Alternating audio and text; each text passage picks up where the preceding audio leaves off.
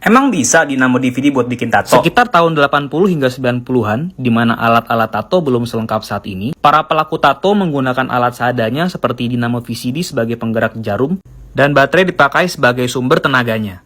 Saat itu, di Blok M adalah salah satu lokasi saksi hidup penggunaan alat tato rakitan ini. Katanya sih, rasanya lebih pedas dan prosesnya lama kalau pakai mesin rakitan dinamo kayak gini. Gimana? Ada yang pernah alamin ditato pakai mesin rakitan kayak gini nggak?